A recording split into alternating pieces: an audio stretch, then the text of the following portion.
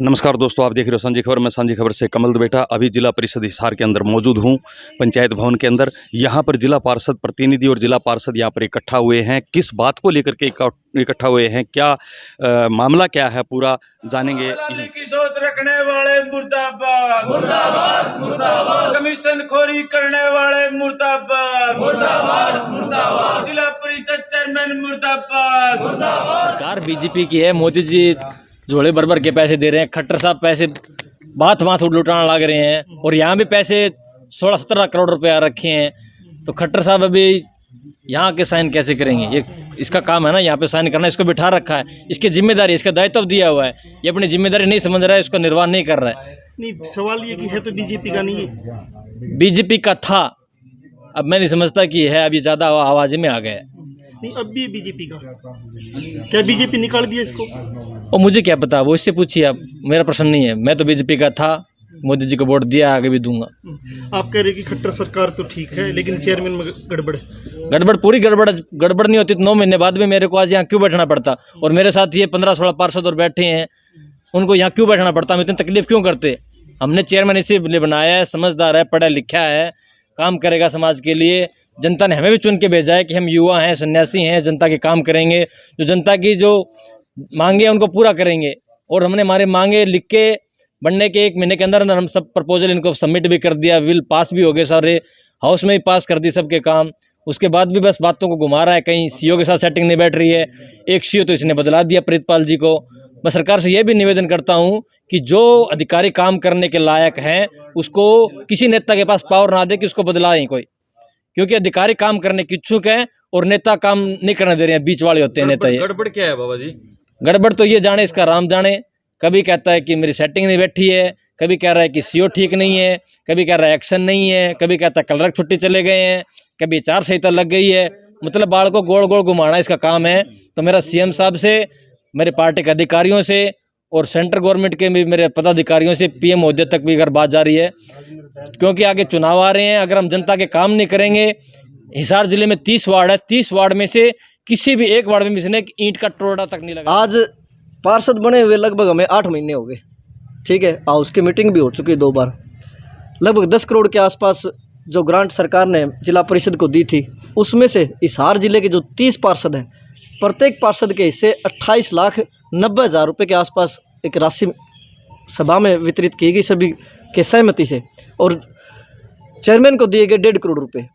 अब चेयरमैन साहब तो अपने अपने काम कर रहे हैं भाई। कहीं डाटा गांव में जाके जोड़ सौंदर्यीकरण के नाम पे उन्होंने पैसे खा लिए, चाहे कहीं कोई पानी की डिग्गी बनाने के नाम पे उन्होंने कमीशन खा लिया, पैसे खा लिए।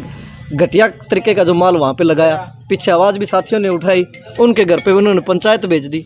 तो कहीं ना कहीं अपने तो काम कर रहे हैं, लेकिन जो और 29 पार्षद जो बच गए ना, उनका एक भी ईंट आज तक विकास के नाम पे किसी भी उसमें वार्ड में नहीं लगी है। तो ये क्या अन्याय नहीं है लोगों के साथ में?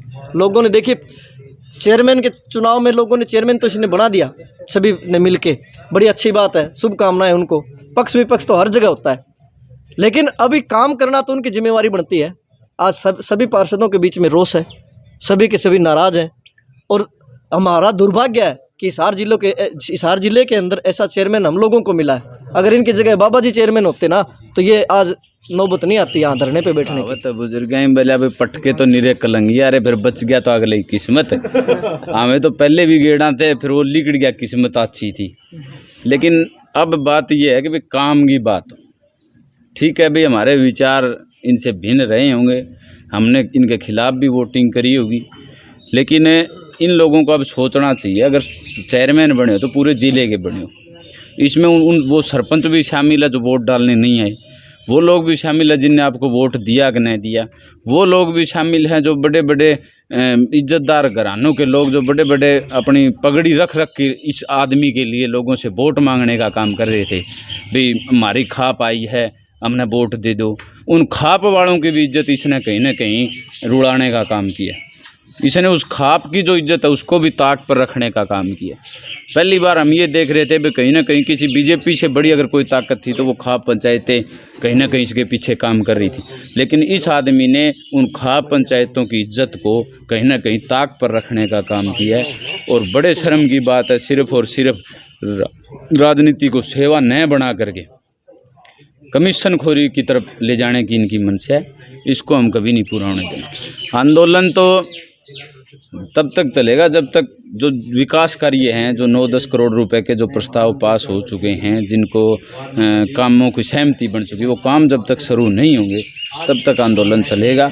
और अगर जल्द से जल्द इस मुद्दे पर चेयरमैन और एक्शन है सीईओ इन्होंने कोई मजबूत फैसला नहीं लिया तो हम गांव में अपने वार्ड के पूरे सरपंचों के साथ यहाँ अपना मोर्चा मजबूत करने का काम करेंगे। बीजेपी और जेजेपी ने आमने सामने चुनाव लड़ा। इसमें पीछे जो चेयरमैन का चुनाव था उसमें बीजेपी ने अपना कैंडिडेट ले आए हुए थे, हम जेजेपी की तरफ से मैं कैंडिडेट था।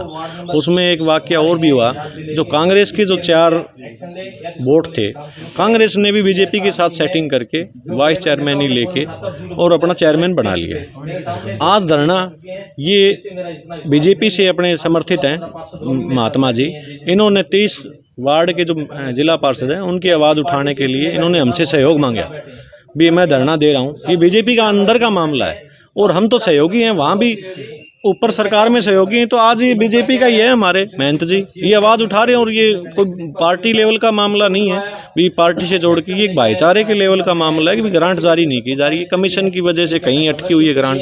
जैसे ही कोई अधिकारी फाइल क्लियर कराने के लिए जाता है तो हमारे चेयरमैन कहते हैं कि इसमें वजन कितना है, सुनने में आया अपनी फैक्ट्री लगा रहा है। तो इस तरह की मंशा है तो उसके खिलाफ हम संत जी का सहयोग कर रहे हैं और कोई गलत करेगा उसका हम बिल्कुल पूरे तौर से हम उसका करेंगे विरोध।